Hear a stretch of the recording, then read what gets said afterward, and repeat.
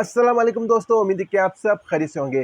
दोस्तों, आज का वीडियो है ईरान का वीज़ा कैसे अप्लाई किया जाता है, मुकम्मल प्रोसेस कैसे होता है, शुरू से लेकर आखिर तक क्या-क्या आपको करना पड़ता है और किन-किन चीज़ों की ज़रूरत होती है, ऑनलाइन फॉर्म आप कैसे भरते हैं, सारी बातें आज हम इस वीडियो में करेंगे। और इससे पहले भी मैं एक वीडियो बना चुका हूँ ऑनलाइन फॉर्म पर, और वो वीडियो मैंने अपने लैपटॉप से किया था। तो बहुत से हमारे दोस्त ऐसे हैं जिनके पास कंप्यूटर नहीं होता अपना, और वो वीज़ा अप्लाई करते हैं मोबाइल फ़ोन से। तो आज का जो हम फॉर्म फिल करेंगे वो अपने मोबाइल फ़ोन से फिल करेंगे।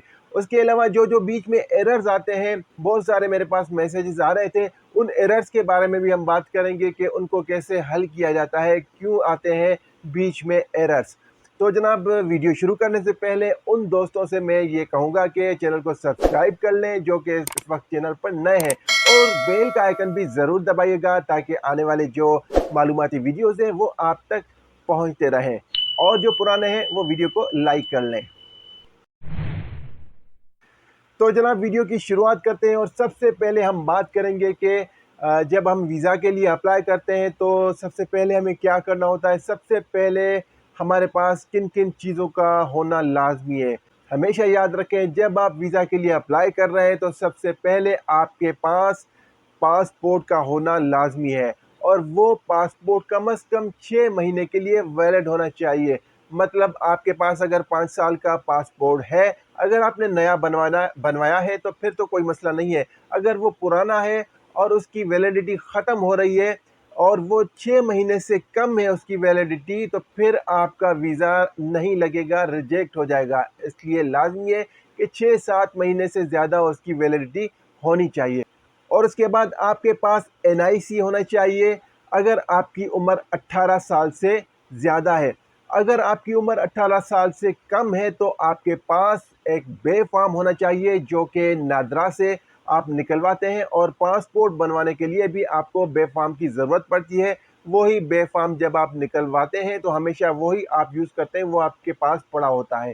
ठीक है जी, ये 2 चीज़ें, और इसके अलावा पासपोर्ट साइज़ फ़ोटोग्राफ आपके पास होने चाहिए जो कि नए हो, यानी रिसेंटली आपने वो निकलवाए हों, और वो वाइट बैकग्राउंड के साथ होने चाहिए। तो ये चीज़ें थी जो आपके पास होनी चाहिए आप अगर ईरान का ज़ियारत वीज़ा अप्लाई करना चाह रहे हैं।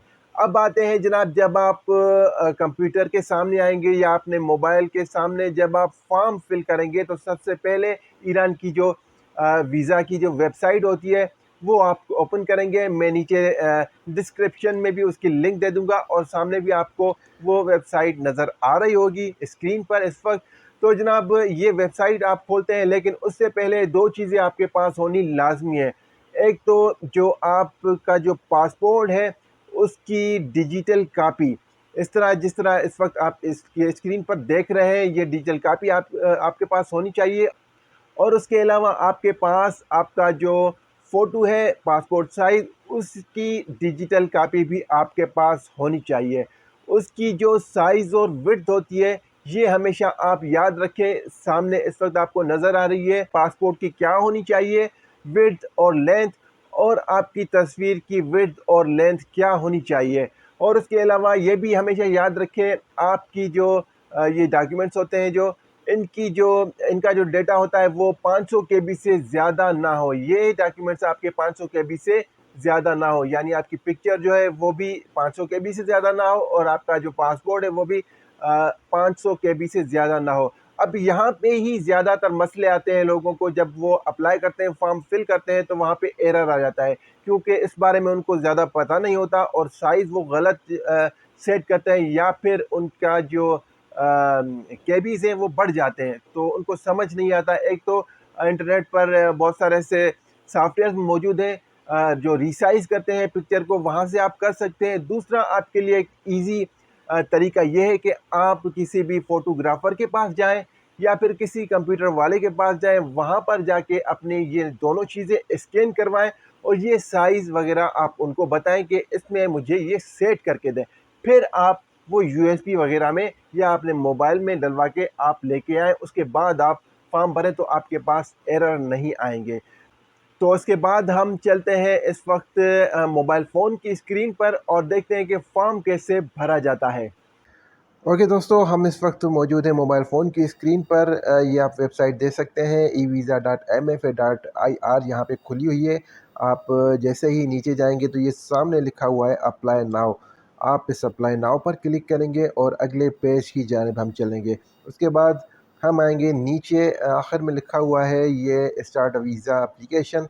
यहाँ पे आप जैसे ही क्लिक करेंगे तो एक और पेज आपके सामने आ जाएगा। यहाँ से आप अपना फॉर्म जो है वो फिल करना शुरू करेंगे। सबसे पहले ऊपर लिखा हुआ है वीज़ा टाइप। वीज़ा टाइप का मतलब है कौन सा वीज़ा आप अप्लाई करना चाहते हैं। आप क्योंकि ज़ियारत वीज़ा अप्लाई करना चाहते हैं तो इसलिए पिलग्रिमेज वीज़ा पर आप क्लिक करेंगे और उसके बाद नेक्स्ट नेशनलिटी आएगी। नेशनलिटी पे आप लिखेंगे पाकिस्तान, तो ये पाकिस्तान यहाँ पे आ जाएगा। उसके बाद टाइप ऑफ पासपोर्ट पे आप जाएंगे तो यहाँ पर आप जैसे ही जाएंगे तो यहाँ पे ऑर्डनरी, सर्विस, डिप्लोमेटिक, ये सारे लिखे हुए हैं। आपका जो नॉर्मल पासपोर्ट होता है, ग्रीन पासपोर्ट, वो ऑर्डनरी होता है, तो ऑर्डनरी पर आप क्लिक करेंगे। नीचे आप जाएंगे प्लेस ऑफ इशू लिखा हुआ है, तो जहाँ से आपका वीज़ा इशू होगा, मतलब अगर आप सिंध में हैं तो कराची से अप्लाई कर सकते हैं, अगर आप पंजाब में तो लाहौर, इसी तरह अपने अपने सूबे के जो आपके बड़े शहर हैं वहाँ की एम्बेसी से। तो यहाँ पे मैं जैसे ही कराची लिखूँगा तो ये आ जाएगा ये, तो इस पे मैं क्लिक करूँगा कराची एम्बेसी। ठीक है जी। उसके बाद ये सिक्योरिटी कोड लिखा हुआ है, सामने लिखा हुआ है THV और ये S। ठीक है जी, ये मैंने लिख दिया और सेव एंड प्रोसीड पर क्लिक कर लिया तो ये आगे जाएगा। अगर यहाँ पे मैंने कोई गलती की होती तो ये आगे नहीं जाता बल्कि एरर आ जाता। ठीक है जी। दूसरा पेज जैसे ही खुलता है तो ये नेशनलिटी, वीज़ा टाइप, ये सारी चीज़ें लिखी होती हैं। यहाँ पर आप फ़र्स्ट नेम अपना फिल करेंगे, जो भी आपका फ़र्स्ट नेम होगा NIC के हिसाब से। उसके बाद आपका सर नेम होगा जो भी, वो आप यहाँ पे लिखेंगे। ठीक है जी। NIC के हिसाब से ये आपको जो चीज़ होगी वो आप लिखेंगे। फादर्स नेम आपका जैसे ही आएगा तो आप फादर्स नेम लिखेंगे। मैं यहाँ पे फ़र्ज़ी लिखता जा रहा हूँ आपकी आसानी के लिए।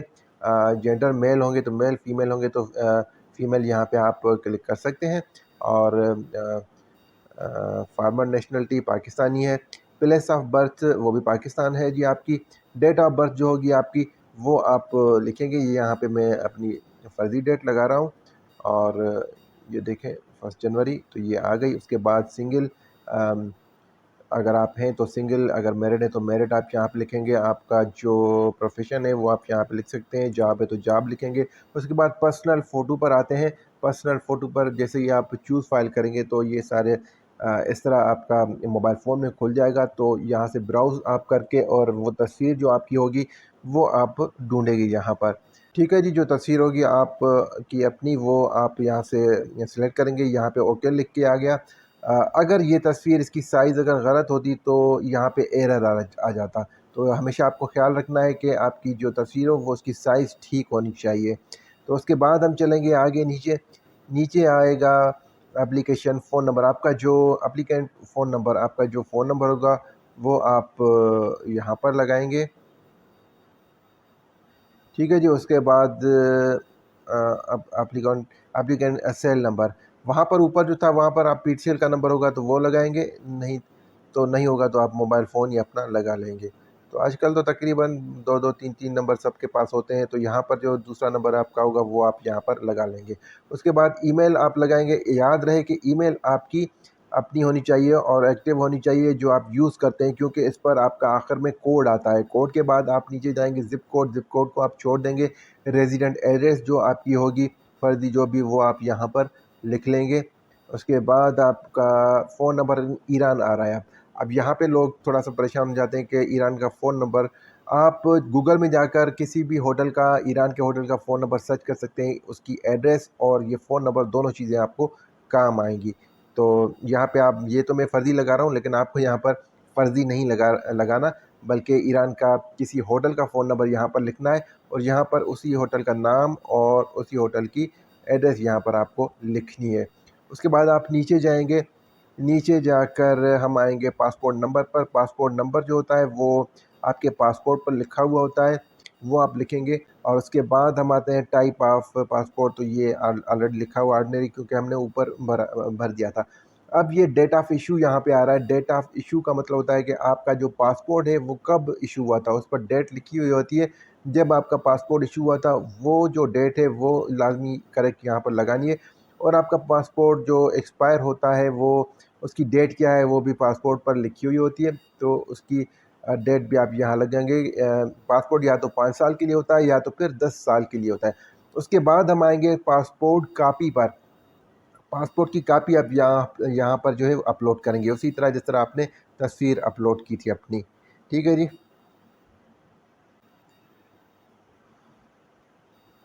ओके जी, आपकी ये पासपोर्ट देखें, यहाँ पर अगर साइज़ गलत होती तो ये ओके यहाँ पर नहीं आता। ओके लिख के आया, इसका मतलब ये हो गया कि पासपोर्ट की साइज़ बिल्कुल ठीक है। ठीक है जी, आगे चलते हैं नीचे और यहाँ पे लिखा हुआ है ड्यूरेशन डे। आप कितने दिन तक वहाँ पर रहना चाहते हैं, तो आप जो है 45 दिन भी सिलेक्ट कर सकते हैं, 30 दिन भी सिलेक्ट कर सकते हैं, 20 भी कर सकते हैं। हम 30 कर लेते हैं यहाँ पर। तो उसके बाद आएंगे टाइप ऑफ एंट्री, कि आप कौन सी एंट्री, एक दफ़ा 2 दफ़ा जाना चाहते हैं, लेकिन ज़ियारत वीज़ा में होती ही एक वन से। ठीक है जी। उसके बाद अगर आपको अर्जेंट में चाहिए तो यहाँ पे आप अर्जेंट को क्लिक करेंगे, अर्जेंट में नहीं चाहिए तो इसको आप छोड़ देंगे। अर्जेंट में आपकी 50% ज़्यादा फ़ीस बढ़ जाती है, लेकिन उसी दिन आपको वीज़ा मिल जाता है। उसके बाद पर्पज़ ऑफ ट्रैवल, आप यहाँ पर लिखेंगे आप क्यों जाना चाहते हैं।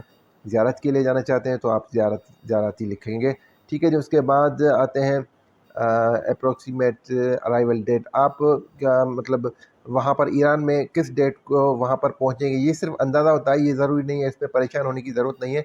अगर हम लिखते हैं, देखें कि हम 1 अगस्त को यहाँ से निकलना चाहते हैं, यानी वहाँ तक, वहाँ जो है 1 अगस्त 2022 वहाँ हम पहुँचेंगे।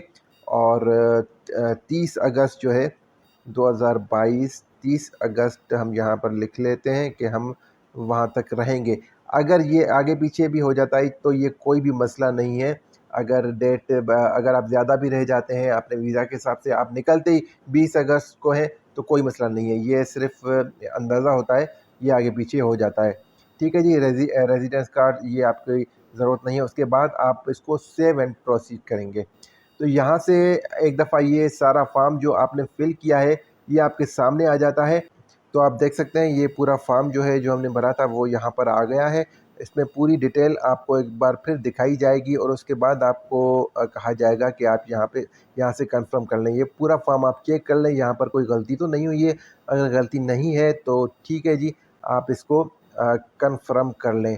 यहाँ पे एडिट का ऑप्शन भी आ रहा है, तो अगर आप समझते हैं कि कहीं पर कोई गलती हो गई है तो एडिट को दबाकर आप पीछे जा सकते हैं और फिर अपना फॉर्म एडिट कर सकते हैं। आपकी फ़ीस भी यहाँ पर लिखी हुई है। आप जैसे ही इसको कंफ़र्म करेंगे तो ईमेल आपके पास, आपकी जो ईमेल होगी वहाँ पर एक कोड आएगा और वो कोड आप आगे आने वाला जो पेज होगा वहाँ पर लगाएँगे। तो उसके बाद ये जो सारा फॉर्म है ये आपकी ईमेल में आ जाएगा और ये फॉर्म जो है वो आप प्रिंट कर लेंगे। ओके दोस्तों, ये प्रिंटेड जो फॉर्म होगा आप प्रिंट करवाएंगे अपने, अगर घर में आपके प्रिंटर मौजूद है तो ठीक है, लेकिन आप बाहर से भी करवा सकते हैं। ये प्रिंटेड फॉर्म, उसके साथ आपका जो पासपोर्ट है वो, उसके साथ आपका जो एनआईसी है वो, और 2 पासपोर्ट साइज़ फ़ोटो कापीज़, ये सारी चीज़ें आप एक साथ लेकर और सीधा आप जाएंगे एम्बेसी ईरान। ईरान की जो एम्बेसी है वहाँ पर जाकर ये सारी चीज़ें आप वहाँ पर जमा करवाते हैं। जैसे ही आप ये चीज़ें जमा करवाएंगे तो वो आपको 2 से 3 दिन का पीरियड देते हैं और कहते हैं कि उसके बाद आप आके अपना वीज़ा लेके जाइएगा। वहाँ पे आपसे कोई भी फ़ीस वगैरह नहीं ली जाती। ठीक है जी। जब आप 3 दिन बाद जाते हैं वापस तो उस वक्त आपको वो बताते हैं कि आपका वीज़ा लग गया है या आपका वीज़ा रिजेक्ट हो गया है। तो जी अगर रिजेक्ट हो गया है तो अलग बात हो गई, लेकिन आपका ज़्यादातर जो ज़ियारत के वीज़े हैं वो अप्रूव हो जाते हैं। तो उस वक़्त जब आपको ये बताएँगे कि आपका वीज़ा अप्रूव हो चुका है तो उसके बाद आपको फ़ीस के बारे में भी बताएँगे, और उसके जब आपका वीज़ा लग जाता है तो उसके बाद अपनी फ़ीस जो है आप वो पेड करते हैं। फ़ीस जो है आजकल वो 3600 रुपए है पाकिस्तानी, तो वो आप उस वक़्त पेड करवाते हैं और उसके बाद वो आपको वीज़ा दे देते हैं। तो वीज़ा जैसे ही आपको मिलता है तो ये वीज़ा 3 महीनों के लिए वैलिड होता है। 3 महीने तक आप किसी भी वक्त ईरान में एंट्री कर सकते हैं। तो ये मुकम्मल प्रोसेस था। उम्मीद है कि आज का वीडियो आपको पसंद आया होगा। इंशाल्लाह जल्द किसी और वीडियो में मुलाकात होगी, लेकिन उससे पहले चैनल को सब्सक्राइब कर लें अगर चैनल पर नए हैं तो, और अगर वीडियो पसंद आए तो वीडियो को लाइक ज़रूर कीजिएगा। अगर कोई बात रह गई है तो कमेंट बॉक्स में आप कमेंट ज़रूर कीजिएगा, मुझसे पूछिएगा। मैं कोशिश करता हूँ जल्द से जल्द आपका जवाब देने की। तो इंशाल्लाह जल्द किसी और वीडियो में मुलाकात होगी। तब तक अल्लाह हाफिज़।